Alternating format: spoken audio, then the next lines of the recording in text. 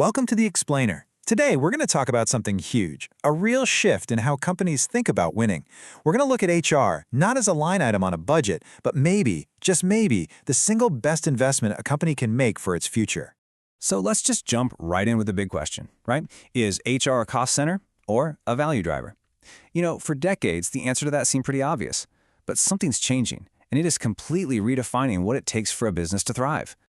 Okay, so let's look at the old way of thinking. HR was, well, it was the paperwork department, right? An administrative cost you had to control.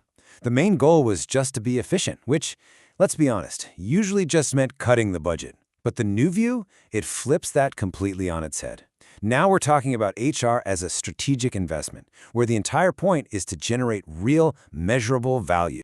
All right, so this investment perspective sounds good, but what does it actually mean, like in the real world? Let's break down the core idea that's really behind this whole shift. At the heart of all this is one key concept: human capital. And look, this isn't just some fancy new buzzword. It's a fundamental recognition that your people, your team, are the only asset your company has that can actually grow in value over time. Think about that. Everything else you own, computers, buildings, you name it, it all depreciates. And here's where it really hits home. You buy a brand new computer, and what happens? The second you take it out of the box, it starts losing value. But an employee, well, with the right training, the right experience, their value actually goes up. It appreciates. And that creates a unique competitive advantage. It's something your competitors literally cannot just go out and purchase.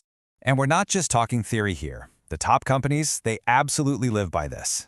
While the exact numbers can vary, a good benchmark you see with leading tech firms is an investment of around 1% of their total revenue just on employee development. Now, 1% might not sound like a lot, but think about it. For a company pulling in, say, $50 billion a year, that's a $500 million bet they're making on their people. That's huge. Okay, but let's get real for a second. Just like putting money in the stock market, investing in people isn't a sure thing. It's not a guaranteed win. It absolutely comes with its own set of risks. One of our sources really puts it perfectly. It says, all investments carry a risk. It's that simple. If this was a sure thing with a guaranteed return, well, every single company would be doing it. The real secret sauce is understanding those risks and figuring out how to manage them. So what kind of risks are we really talking about here? Well, the big one everyone thinks of is attrition, right? You spend all this time and money training someone, and then they walk out the door and go to your biggest competitor. Ouch. But it's not just that. You could also invest in the wrong skills or watch a sudden market shift, like a pandemic, make all that new expertise totally obsolete. So yeah, the fear is definitely real. But that brings up an even bigger, more important question. And it's one that's actually summed up perfectly in a classic management joke. And there it is. This just perfectly captures the dilemma, doesn't it? The fear of a trained employee leaving is totally valid, but the danger of having an untrained, stagnant, underperforming workforce that sticks around, well, that could be way, way more damaging to your business in the long run. Okay, so let's say we agree the risk is worth it. How do companies actually do this? How do you invest in your people? What are the actual tools in the toolbox? Well, the how really boils down to two things that have to work together. First, you've got strategic training and development. And I'm not talking about random weekend workshops. I mean targeted, continuous development that builds the exact skills your company needs for the future. And second, you need robust retention programs. This isn't just about throwing more money at people. It's about creating a culture, an environment of growth and opportunity that makes your best people want to stay. Because one without the other, it's just a total waste of money. All right, now let's talk about the payoff. Let's look at something called the HR value chain and see how all this investment actually creates real, tangible business impact. This is where it all comes together. So check this out. It's like a chain reaction. It all starts with the employee. You make these smart HR investments in training and retention, and what happens? You get better employee attitudes, better skills. That's step one. Step two, those positive employee outcomes lead to better organizational outcomes. Think higher productivity, more innovation, better quality work. From there, step three is the financial results.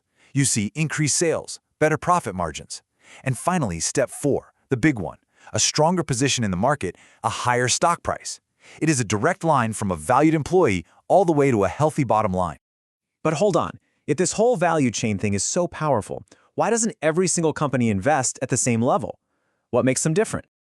Well, there really is no one-size-fits-all formula here. The decision to invest in people, and exactly how much, is a really strategic choice, and it depends entirely on a company's unique situation, its industry, its culture, and really, its fundamental beliefs about its workforce. You can see here a company's core values. That's the biggest piece of the pie. Is the phrase, "people are our greatest asset," just something they print on a poster? Or do they actually believe it and act on it? But other things matter too, right? Like their appetite for business risk, their overall philosophy, and even super practical things like, hey, is it just cheaper to outsource this skill than to try and build it ourselves? When you boil it all down, it really comes back to this one crucial takeaway. Seeing your employees as an investment instead of an expense is a fundamental paradigm shift. It's about moving from a short-term, cost-cutting mindset to a long-term, value creation strategy. And that changes everything: how you hire, how you manage, and ultimately, how you define success. So we'll leave you with this final thought to chew on. How is your organization investing in its most valuable asset? Whether you're a leader making these decisions or an employee on the receiving end, take a hard look. Are people being treated as a cost to be managed down, or are they seen as the appreciating asset that's going to secure the company's future?